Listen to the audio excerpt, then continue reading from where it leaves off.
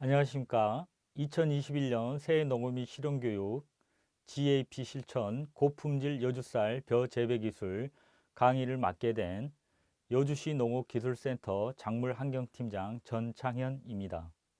평년 같으면 여러분들 읍면에 현장 교육을 실시하는데 올해는 코로나19로 인하여 비대면 교육으로 추진토록 함을 양해해 주시기 바랍니다. 그럼 먼저 오늘 강의할 내용에 대해서 말씀드리겠습니다. 첫 번째, 고품질 쌀 벼 재배 기술. 두 번째, 토양 관리 주요 기술. 세 번째, GAP 제도 이해. 네 번째, PLS 제도의 이해에 대해서 여러분께 강의해 드리도록 하겠습니다. 고품질 쌀 벼 재배 기술과 토양 관리 기술 GAP, PLS는 각 단락이 형성돼 있사오나 여러분께 말씀드리는 내용은 이 내용들이 포괄적으로 같이 진행됨을 주의해 주시기 바랍니다. 먼저 본격적인 강의에 들어가기 이전에 여러분께 생각해 봅시다라는 코너로 여러분들에게 말씀드리도록 하겠습니다. 지금 현재 인구, 연령 구조 변화, 우리나라의 남자, 여자 인구수에 대해서 그래프로 표현되고 있습니다. 1960년대에는 남자, 여자 비율이 인구 구조표가 삼각형 모양이고요. 2016년대 오면서 항아리 모양이 됐습니다. 앞으로 시간이 더 흐르고 시대가 더 흐름에 따라 2060년대에는 항아리 모양이 윗부분 인구수가 더 많은 노인 연령층이 많은 모양으로 변해 가도록 하겠습니다. 지금 현재 인구 구조에 대해서 간략하게 말씀드리자면 65세 이상 비율이 7% 이상일 때는 고령화 사회, 14% 이상일 때는 고령 사회, 20% 이상일 때는 초고령 사회라고 명명되고 있습니다. 우리나라는 현재 15.8%의 고령 사회이고요. 여주시의 경우 21.4%로 초고령 사회에 진입했습니다. 이것은 65세 이상 비율을 말씀해 드리는 거고요. 우리나라 현재 출산율은 0.82명으로 세계 최하위가 되겠습니다. 여러분들이 벼농사를 하시든 사업을 하시든 이런 인구 변화에 대한 사업 구상과 추진 방향, 목적 이런 것들을 한번 생각해 보는 시간이 되도록 하면 좋겠습니다.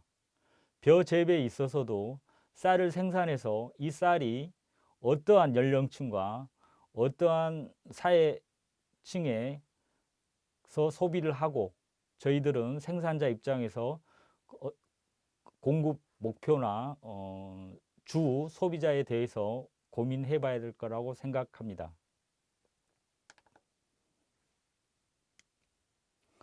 다음은 소비자가 원하는 농산물을 만들어야 한다입니다.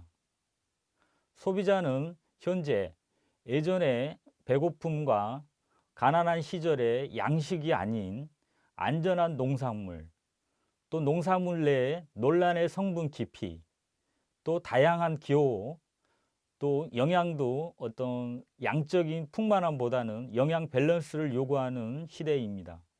또한 식품을 통해서 행복을 추구하고 또 소비자는 전통적이고 자연적인 식품을 찾고 있는 현실입니다. 그렇기 때문에 여주 쌀도 재배함에 있어서 소비자의 기호에 맞게 이런 거 생각하는 시간이 되었으면 합니다. 현재 생활의 가장 큰 어려움은 첫 번째로 코로나19 지속입니다. 그로 인하여 활동이 제한되어 있는 거고요. 두 번째, 미세먼지, 기후변화입니다. 세 번째, 이러한 연유로 인하여 전 세계적으로 경제, 즉 인간이 활동을 제한되기 때문에 경제 위축을 초래하고 있습니다. 이 현상은 우리나라뿐만이 아니고 전 세계적으로 이어지고 있습니다. 잠깐 쉬어가는 코너로 여러분께 사만사온에 대해서 말씀해 드리겠습니다. 사만사온은 우리나라의 겨울철 전통적으로 내려오는 3일은 춥고 4일은 따뜻하다입니다. 그러면 여러분들은 어떤 것을 생각하고 계십니까? 요즘에 나오는 말 중에 신조어 말 중에 산미사초라는 말이 있습니다. 여러분들은 산미사초의 뜻을 어떻게 생각하고 계십니까? 제가 말씀드리자면 사만사오는 3일은 춥고 4일은 따뜻한데 산미, 3일은 미세먼지, 4일은 초미세먼지라는 신조어가 나오는 우픈 현실이 되고 있습니다. 미세먼지와 초미세먼지에 대해서 간략하게 여러분들께 말씀드리겠습니다. 약자 표준에는 PM10이라고 해서 미세먼지라고 표현하고 있고요. 먼지의 크기가 10 마이크로미터 미만의 입자를 말씀드리는 거고요. 초미세먼지는 PM2.5라고 표기하고 있고요. 먼지의 크기가 2.5 마이크로미터 미만의 입자를 말하고 있습니다. 그럼 미세먼지, 초미세먼지가 인간에게 해로운 이유는 입자 크기가 너무 작기 때문에 피부나 저희들의 숨을 쉬거나 이 구강을 통해서나 체내에 들어간다는 거죠. 체내에 들어가서 미세먼지나 초미세먼지가 발암 물질이 될 수도 있고요. 그 먼지에 묻어 있는 물질에 따라서요. 그렇기 때문에 아주 저희들에게 위협을 주고 있습니다. 앞으로 계속 말씀드릴 내용 중에 지금 지구의 모양이 화면으로 나가고 있는데요. 지구는 지금 현재 여러분들 비행기 타신 분들이 거의 다수일 거고요. 안 타신 분도 계시겠지만 지구는 여러분들이 보시다시피 하나의 생활권이고 하나의 영역이고 하나의 행성에서 우리나라만 깨끗하고 다른 나라는 오염이 되어 있고 또 반대로 다른 세계 각국이 오염이 되어 있고 깨끗하고 우리나라만 오염이 돼 있다고 그래서 그 지역에 한정되는 게 아니고 여러 가지 기후 변화나 대류의 이동 여러 가지 요인 때문에 지구는 하나의 발생과 코로나19에서 보듯이 바이러스가 지역에서 중국에서 발생을 했지만 현재는 전 세계적인 팬데믹이 일어나고 있는 것이죠. 지구 변화와 기후 위기에 대해서 간략하게 말씀드리겠습니다. 여기에서 가장 먼저 나오는 게 지구 온난화인데요. 지구 온난화는 1950년대 이산화탄소가 대기 중에 쌓이고 지구 온도가 점점 올라간다는 것을 알게 됐습니다. 이를 쉬운 이야기로 지구 온난화, 온실 효과라고 이야기를 했고요. 2006년 엘고는 불편한 진실이라는 책자를 냈고요. 2007년 마크 라이너스는 육도 멸종이라는 책을 발간하기도 했습니다. 마크 라이너스 육도 멸종에 의하면 지구 온도가 1도씩 상승할 때를 예측해 놓았습니다. 1도 상승했을 때 바다산호 70%가 죽고 2도, 3도, 4도, 5도, 6도 이렇게 상승할 때마다 거기에 대한 기술을 해 놓았습니다. 여기서 주목할 것은 지구 온도가 2도씨 상승했을 때 수자원 부족과 사막화, 해수면 60cm 이상 상승, 식량 생산 어려움, 생물종 후 3분의 1이 사라진다. 그리고 그 이전에 지구 온도와 환경에 회복 불가능 상태에 이른다는 것이죠. 지구 온도가 2도씨만 올라도 엄청난 불행이 다가오는 것이죠. 그럼 지구 온실 효과에 대해서 간략히 말씀드리겠습니다. 아시다시피 지구는 태양 복사 에너지를 흡수하여 일부는 오존층이나 기타 성층권에서 반사를 하고 대부분 지표면에 도달하게 되어 있습니다. 지표면에 도달한 태양 복사 에너지는 지구 표면과 바다 해수 등에 의해서 또 반사를 일으켜서 대기층 쪽으로 다시 반사가 나가고요. 일부는 오존층이나 대기층에 의해서 다시 그쪽을 반사를 받고 지표면으로 다시 내려오게 됩니다. 대기층으로 나가지 못하고 다시 되돌아오는 이 열 복사 에너지 때문에 온실 효과가 일어나는 것이고 지구 온도가 올라가게 되는 것이죠. 그림에 보듯이 태양열 복사 에너지가 지구에 강하게 내려쪼 있을 때 대다수는 지구 표면에 와서 반사를 돼서 대기층으로 다시 나가게 됩니다. 그런데 오존층이나 또 그쪽 성층권층에서 반사돼서 지구 표면에 다시 오는 걸 그림으로 보여드릴 거예요. 또 국내 전 세계적으로 이산화탄소 월 평균 농도를 기상청에서 발표한 내용입니다. 검정색 그래프가 한국의 이산화탄소 열 평균 농도이고요. 파란색 선으로 나와 있는 그래프가 전 지구의 이산화탄소 월 평균 농도 변화입니다. 보시다시피 왼쪽에 2000년대부터 해서 오른쪽이 2016년도인데요.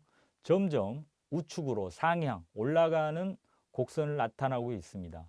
이거는 지속적으로 이산화탄소가 지구에 점점 많아진다는 거죠. 대기층에. 이산화탄소 이야기를 왜 하냐면요. 다음 보여드리도록 하겠습니다. 온실 효과를 일으키는 가장 주범이기도 하고요. 또 아까 말씀드렸듯이 태양 복사 에너지가 지구에 내려쬐게 되면 온도가 상승함에 따라 최근에 몇 년에 북극이 많이 녹고 있다는 걸 뉴스를 통해서 여러분들도 접했을 거라 생각됩니다. 그림에 보듯이 북극에 얼음이 녹아 해수가 됐고요. 또 북극 곰은 갈 곳을 잃어서 지금 고립되어 있는 상황을 그림으로 표현을 했습니다. 작년에 2020년도 우리나라 기상이 이변 기상으로서 여름철에 좋은 현상이 왔습니다. 이런 원인은 북극에 얼음이 녹아서 찬 기류가 시베리아 기단을 타고 우리나라 한반도로 내려왔기 때문이죠. 자세한 설명은 후면에 교육 내용에서 추가 설명을 드리도록 하겠습니다. 이런 이상기후는 가뭄, 폭염, 강우, 기타 여러 가지 기상현상으로 나타나고 있는 것이죠. 6월달, 10월달 사이에 호주나 미국에서 넓은 들판에 산불이 발생했습니다. 이 또한 산불이 지속되고 인간이 가서 끌 수도 없는 상황이죠. 이상기후의 일환이라고 할 수 있겠습니다. 특히 우리나라의 경우에는 태풍이라는 게 남태평양, 필리핀이나 동남아 쪽에서 태풍이 최초로 발생해서 우리나라를 경유를 하거나 중국 쪽으로 가거나 일본 쪽으로 가거나 상승 상위 위도로 올라오게 되는 것이죠. 특히 우리나라에 2020년도에 태풍이 서해안 쪽, 또 중부지방, 그리고 동해안 쪽, 특히 동해안 쪽은 이해나 폭풍이 강타한 적이 있죠. 참고로 태풍은 여러 가지 벌레나 기타 대기를 흐트려 놓으면서 작물을 재배하는데 가장 악영향을 미친다 할 수 있겠습니다. 실제로 이 사진은 작년 2020년도에 우리 여주시 관내의 논입니다. 폭우가 많이 내려 논이 호수가 된 모습이 보이는 것이죠. 지금 벼는 보이지 않고 저쪽에 조금씩 보이는 벼가 몇 개 보이는데요. 이게 물이 차 있는 곳이 지금 논입니다. 이렇게 이상기온, 기상변화는 우리가 벼농사를 함에 있어서도 아주 큰 해를 끼친다 할 수 있겠습니다. 그렇기 때문에 우리들은 이러한 자연 기상 변화를 인위적으로 바꿀 수는 없는 거기 때문에 여주 쌀을 재배하는데 생산하는 데 있어서도 안정적으로 재배하는데 포인트를 맞춰야 할 거라고 생각합니다. 그러면 본격적으로 고품질 여주쌀 벼 재배 기술 교육을 실시하도록 하겠습니다. 먼저 여러분들에게 오늘 강의가 약 2시간 동안 진행되지만 키포인트 하나만 꽂으라면 오늘 제가 여러분들에게 말씀드릴 수 있는 내용은 균형성이 되겠습니다. 밸런스, 균형이 되겠습니다. 모든 양분, 여러분들이 실시하는 기술, 또 여러분들이 병해충 방제, 또 기타 잡초 방제, 모든 것들이 양분이나 모든 것들이 밸런스, 균형을 이루어야만이 여주 쌀을 재배하는 데 있어서 자연재해나 또 마지막 수확기에 고품질의 많은 양의 수확을 할 수 있을 거로 생각됩니다. 먼저 2020년 작년 쌀 생산 현황에 대해서 말씀드리겠습니다. 쌀 생산 현황은 요주, 경기, 전국으로 구분을 해봤고요. 요주에 같은 경우에는 전년이나 평년보다 약 15%에서 많게는 25%까지 감소가 됐습니다. 수량 감소의 주 원인은 강수 일수가 작년에 69일로 최장 기간을 기록했고요. 장마 또한 54일을 기록하는 역대 최장 기간이고요. 태풍 같은 경우 3회가 요주를 경유해 갔습니다. 이로 인해서 벼 도열병이 발생하였고 도복도 발생하였습니다. 두 번째로 벼이삭 출수 전 5일에서 15일 전에 이때 벼는 생리적으로 감수분열기의 유수 형성기에 해당합니다. 이때 최저기온은 17도 이하 6일간 지속됐습니다. 7월 12일부터 17일 사이가 되겠고요. 이로 인하여 어린 이삭이 불임 현상이 나타나게 되었습니다. 첫 번째, 두 번째 원인 때문에 상승 효과로 인해서 벼알 쭉정이 발생률이 증가하였고요. 완전잎률, 등숙률, 재현율 등은 각각 저하하는 현상으로 수확량이 크게 감소되었습니다. 다음은 2020년 전년도 기상 현황에 대해서 말씀드리겠습니다. 기상 현황은 4월 1일부터 9월 30일을 개요적으로 표현해 드렸고요. 평균 기온은 전년도는 2019년보다 18도씨로서 약 2.5도가 낮았고요. 평년보다 2.2도씨가 낮았습니다. 이 기간 강수량은 1420mm로서 19년보다 811mm가 더 많이 왔고요. 평년보다는 457mm가 더 많이 왔습니다. 일조 시간은 941시간으로서 평년보다 75시간, 전년보다 75시간, 평년보다 51시간이 적었습니다.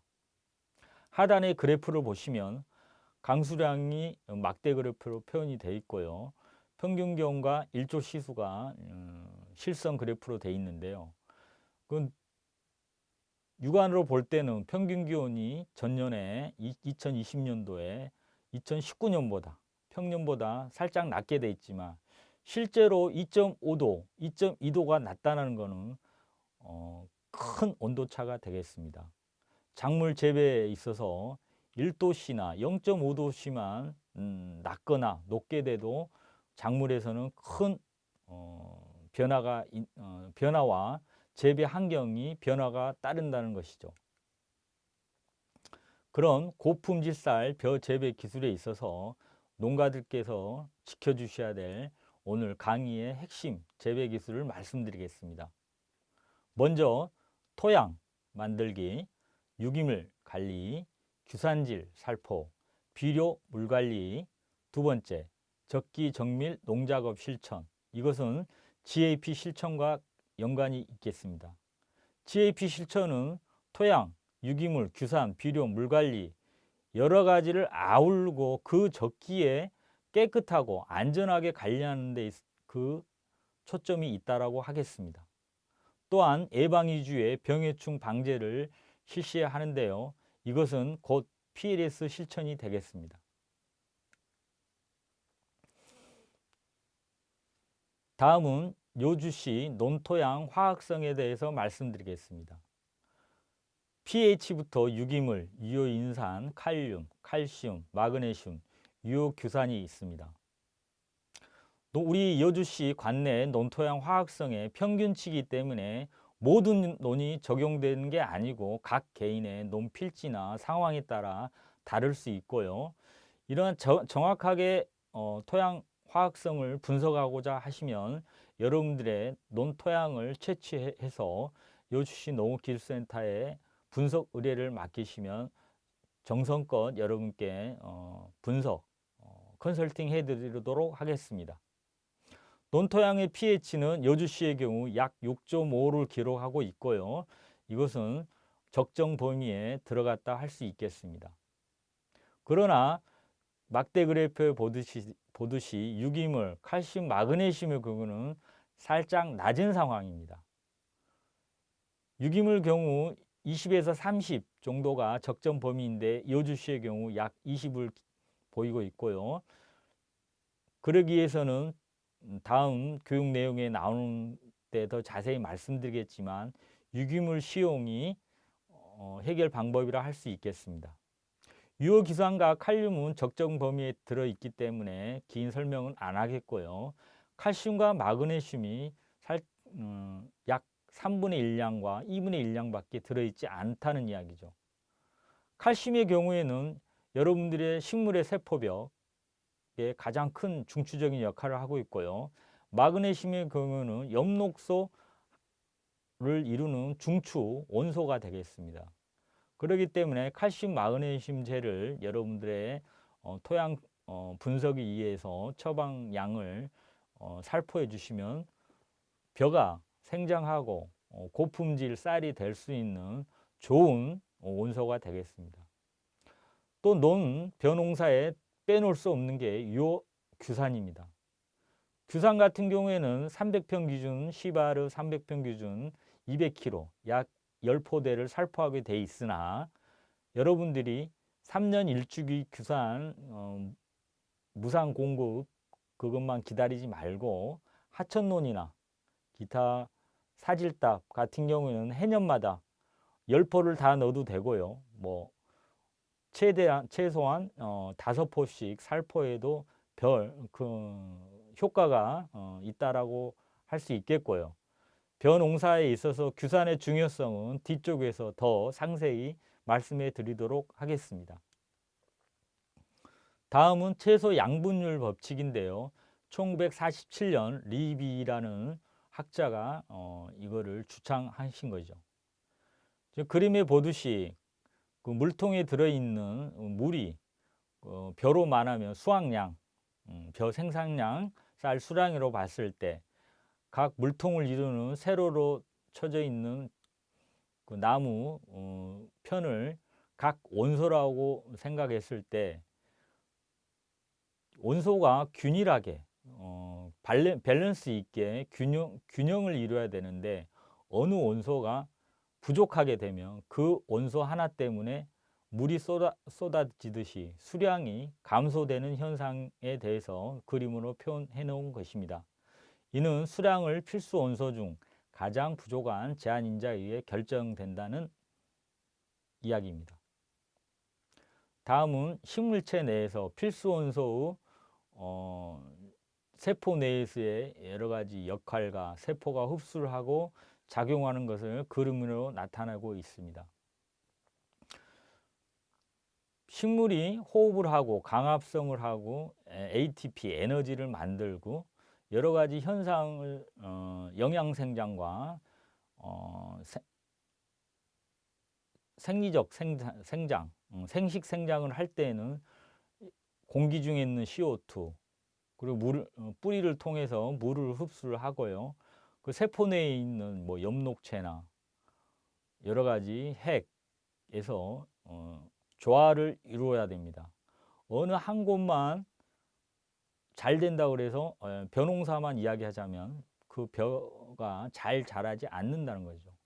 흔히 이야기해서 질소 같은 경우에 질소는 이제 N 성분인데요. 이걸 많이 준다 그래서 뭐 세포에 같은 경우는 질소의 가장 큰 역할은 세포를 살을 찌우게 하고 단백질 합성을 하고 강합성에 기여하게 됩니다.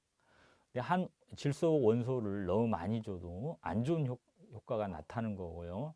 뭐 복합비료 같은 거는 NPK라고 그래서 또 인산이 들어가는 게 되죠. 인산은 피로 이제 표현을 하는데 원소 피가 들어가게 되면 가장 중요한 역할은 핵산을 만든다는 거죠.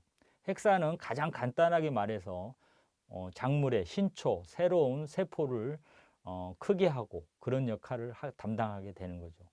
NPK니까 이제 다음은 칼리죠. 칼리. 흔한 이야기로 이제 가리라고 그러는데요. 칼리 같은 경우 K라고 표현하는데 세포질 내에서 물질 이동, 전이, 여러 가지 역할 담당, 물질 수송에 도우미 역할을 하게 되는 것입니다. 그렇기 때문에 칼륨 함량도 적정하게 양분을 흡수할 수 있도록 저희들이 경작할 때 비료 시비를 해서 흡수하게 해야 된다는 거죠. 기타 전 화면에 말씀드렸듯이 칼슘, 마그네슘, 벼 같은 경우는 특히 규산질이 중요합니다. 다음은 수량 정감의 법칙에 대해서 말씀드리겠습니다. 수량에 직접적으로 영향을 미치는 건 여러 가지 자연 환경이나 양분도 있지만 여기에서는 양분적인 이야기를 하겠습니다. 같은 조건이라고 조건일 때 그래프에 보듯이 어떠한 일정한 원소를 적정치까지 올려줄 때는 수량, 예를 들어 벼 수량이 점점 증가를 합니다. 그렇지만 적정을 벗어나서 과잉이 일어나게 되면 수량이 떨어집니다. 떨어지는 것은 여러분들이 예를 들어 병이나 도복 이러한 현상이 일어나는 것이죠. 그렇기 때문에 여러분들이 비료를 살포하실 때는 적정량이 중요한 거지 과잉으로 줄 때는 역효과가 나타나는 것을 꼭 염두에 주시기 바랍니다. 원소별, 양분별 적정량이 중요하고 과하면 독이 된다는 것을 명심하시기 바랍니다. 이러한 토양환경 정보 시스템이라는 흑토람 인터넷에서 여러분들이 볼 수 있습니다. 여러분들의 요주시에 관련된 저희 전산화가 되어 있습니다. 흙 토양 검사를 하신 분들은요, 많은 이용을 부탁드립니다. 또한 요주시 논 유형에 따라 토양 유기물이 필요한 이유를 여러분들께 말씀드리도록 하겠습니다. 표에서 나타나듯이 요주시 논 유형은 미숙답, 보통답, 사질답, 습답이 있는데요. 사질답이 약 55%, 습답이 약 34%, 보통답은 4%밖에 되지 않습니다. 그렇기 때문에 요주 논토양은 사질답이 많기 때문에 양분이나 수분을 보수하는 능력이 떨어지게 됩니다. 그럼 이런 능력이 떨어진 토양을 올리기 위해서는 그 보수 능력 그리고 양분 보유 능력을 올리기 위해서는 점토를 넣어 주시거나 아니면 이렇게 토양에 유기물을 넣어 주시는 게 효과가 있습니다. 현실적으로 점토 함량이 25% 이상인 걸로 객토를 하게 되는데요. 그는 현실적으로 하기가 상당히 어렵습니다. 그렇기 때문에 유기물을 여러분들이 넣어드리는 걸 권장드리고요. 유기물은 우분, 소똥이 가장 좋습니다. 발효를 잘 시켜드리는 소똥을 넣는데요.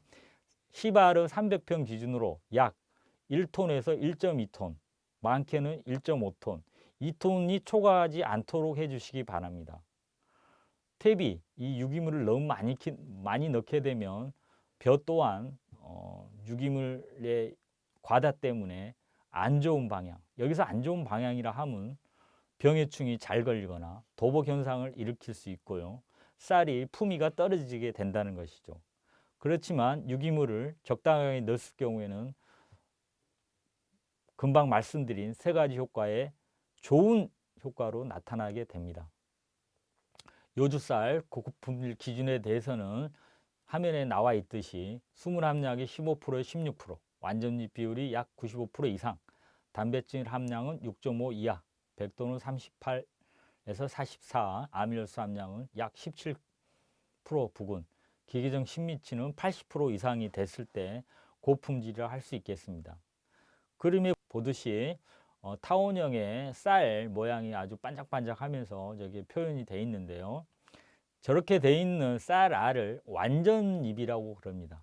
그러니까 쉬운 이야기로 쌀알이 깨졌거나 빛이 나지 않거나 탁하거나 금이 갔거나 이런 것들은 완전잎에서 제외되고 고품질에서 좋지 않은 쌀이 되는 것이죠. 여기서 고품질의 여러분들 쌀에 대해서 한 가지 말씀드리자고 하면 소비자가 좋은 쌀을 요주 쌀을 샀을 때 거기에 만족감을 느끼고 행복감을 느끼고 다음번에 또 구매자가 돼서 단골이 돼서 또 요주 쌀을 찾게 됩니다.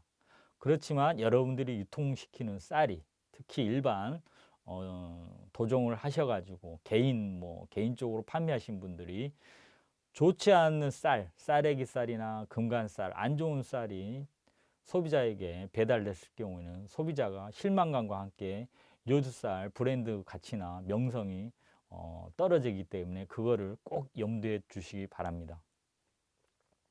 그러면 벼 품종별로 주요 품종에 대해서만 여러분들께 간단하게 말씀드리도록 하겠습니다. 요주 같은 경우에는 수매 품종이 히토메보레, 진상, 영호진미가 되겠는데요. 히토메보레 경우에는 조생종으로 분류가 되어 있고요. 이양은 약 5월 5일경이 되겠습니다. 다음 진상벼가 되겠는데요. 진상은 작년에 5월 초에 이양을 하게 돼서 병해충이나 도열병 그리고 쌀 품질, 생육 본답 후기에 품질, 그러니까 양분이 벼, 알을 형성하는데 너무 빨리 이양을 해서 큰 애로사항이 많았습니다. 그렇기 때문에 금년에는 이양을 5월 15일 부근에 꼭 해주시기 바라고요. 특히 진상벼는 다른 품종에 비해서 도복에도 좀 약하고요. 도열병에도 약합니다. 그렇기 때문에 비료량을 적정량을 꼭 주셔야지 과다로 주시면 안 좋은 효과가 나타나는 것이고요. 마지막으로 영호진미입니다. 영호진미는 중만생 품종이고요. 실질적으로는 이 품종은 만생적으로 5월 15일경에 했을 경우에는 가을에 냉해, 수확기 때 서리가 내렸을 때 냉해와 서리로 인해서 수확하기 곤란하기 때문에 여주시에서는 5월 5일, 그러니까 히토메보레하고 비슷한 시기에 이양을 해서요. 출수를 약 8월 18일 날 하고요.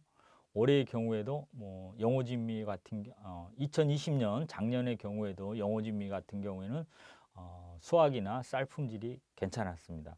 그렇기 때문에 다시 한번 말씀드리지만 히토메보레와 영호진미는 5월 5일 날 이양을 하시고요. 진상벼 같은 경우는 5월 15일 날 이양하도록 하시기 바랍니다. 기타 자세한 것은 다음 내용에 말씀드리도록 하겠습니다. 그러면 본격적으로 종자 벽시 소독 기술에서부터 오늘의 벼 재배 교육을 계속 진행하도록 하겠습니다. 벽시 소독은 작업 시기가 모내기 30일에서 35일 전이고요. 진상벼의 경우는 4월 14일에서 15일 사이가 되겠고요. 영호진미의 경우는 4월 1일부터 4월 5일 정도가 되겠습니다. 농가들께서 그러면 벽시 소독과 못자리를 시기가 두 번에 나눠서 해야 된다는 건데요. 번거롭더라도 고품질 그리고 안전한 벼 재배를 위해서는 진상벼와 영호진미, 히토메보레, 그러니까 영호진미와 히토메보레는 같은 비슷한 시기에 못자리를 만드시고요. 진상벼의 경우에는 그보다 늦은 4월 10일에서 15일 사이에 벽시 소독과 함께 못자리를 만드셔야 되겠습니다. 그러면 먼저 종자를 준비해야 되는데요. 종자는 보급종 또는 순도가 높은 우량 종자를 선택하셔야 됩니다. 300평 시바르 기준으로 약 4에서 5kg 정도가 소요가 되고요. 제가 이제 벼 재배 농사를 하시면서 여러분들이 최종 목표는 수확량과 고품질이 되겠습니다. 그럼 벼 농사를 하실 때 어떤 양분이나 병해충을 관리하고 잡채를 방지하고 그러면 그런 것들이 상승 효과라기보다는 저희 목표 지점이 수확하고 고품질 지점이 100이라고 했을 때 그 100에서 기준선에서 내려가지 않게끔 해주는 작업이 어떻게 보면 가장 안전하게 재배하는 방법이라 할 수 있겠습니다. 그래서 벽시 소독에 있어서도 소독 전에 소금물 가리기를 해주는 것이 어떤 농약이나 살균제 처리를 하는 것보다 가장 큰 효과가 있다는 것이죠. 우량 종자를 선발하는 가장 초금속이 소금물 가리기가 되겠습니다. 혹시 소금물 가리기를 4월 달 초에 여러분들이 진행을 하시는데 할 수 없다면 최소한 맹물 가리기라도 해주시기 바랍니다. 소금물 가리기는 매배의 경우 물 비중 1.13 기준, 물 한 말 기준 소금 4.2kg가 되겠고요. 찰배의 경우 물 한 말 기준 소금 1.3kg이 되겠습니다.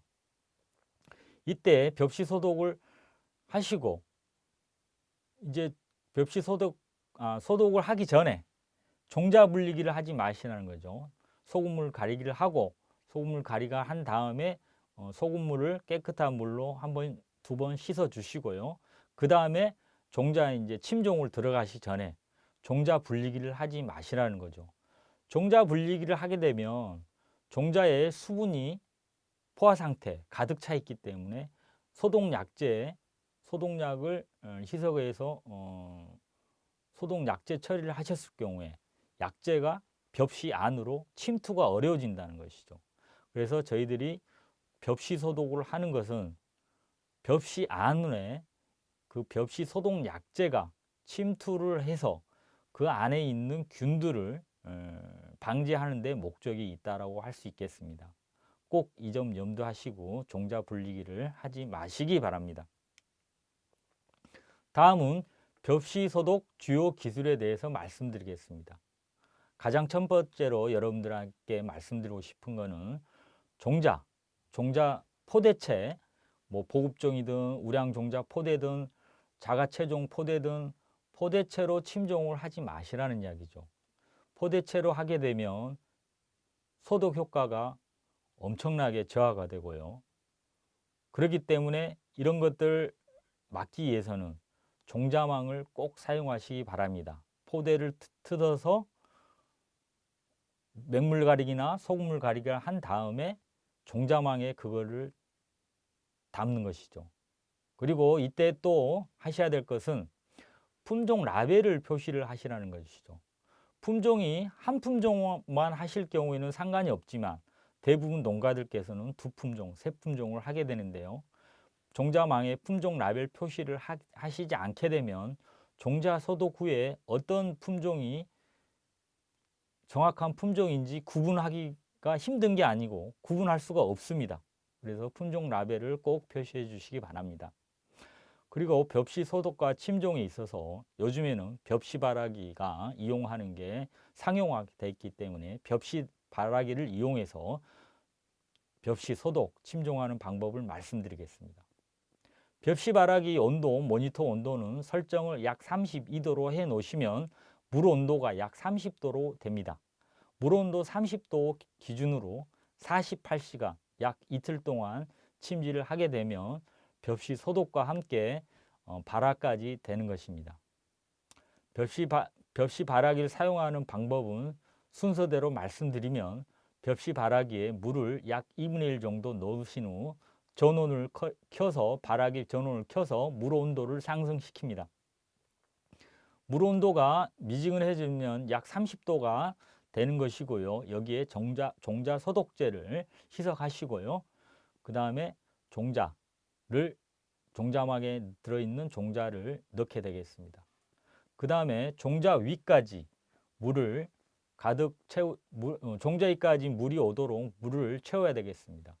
그 다음에 약재 같은 경우에는 여러분들이 희석 배수나 물량에 따라서 약재를 선택하시되, 예를 들어 종자 벽시 바라기가 800리터라고 생각했을 때 종자가 들어가는 공간과 물이 차지하는 공간의 비율이 종자가 약 40%를 차지합니다. 그렇기 때문에 800리터의 통에다가 물은 약 68에 48, 480리터, 약 500리터 기준으로 해서 약재별 희석 기준을 준수해 주시면 되겠습니다. 대부분 약재는 1100이기 때문에 여러분들께서 자세한 것은 약병에 나와 있는 설명서를 참고해 주시기 바랍니다. 이때 벽시 바라기가 약 48시간 침지하게 되면 대부분의 종자는 싹이 우물 터서 싹이 나오게 됩니다. 그런데 히도메보레의 경우 싹이 일반 종자보다 늦게 발화가 되기 때문에 여러분들께서 히도메보레의 경우에는 시간을 조금 더 길게 가져가시고 반나절이나 한나절 이렇게 보셔야 됩니다. 그리고 이제 목판을 만들 때는 이 종자가 소독된 종자로 130g, 상자당 130g 밀파를 하게 되면 모든 병의 근원이 되기 때문에 꼭 참고해 주시고요. 20kg 벼 종자 한 포로 약 120에서 150 상자가 되겠습니다. 이 120에 150 상자는 약 1200평에서 1500평 분량이기 때문에 여러분들께서 참고해 주시기 바라고요. 벽시 바라기에서 종자가 우물 터서 싹이 시끗시끗 나올 때 1mm, 2mm, 3mm 이렇게 2mm 이상 크게 되면 파종할 때 그 싹이 잘라집니다. 그렇기 때문에 um이 텄을 때 바닥에서 건져내서 하우스나 이런 데 물이 빠지게끔 이제 그 거적이나 까만 부직포 같은 걸 덮어 놓으시면은 거기에서 종자 열로 인해서 발화가 진행돼서 이제 그 종자 싹이 1mm 이하로 1mm 정도 컸을 때 파종해 주시기 바랍니다. 그러면 벼씨 친종에 대해서는 다음 시간에 더 자세히 말씀드리도록 하겠습니다.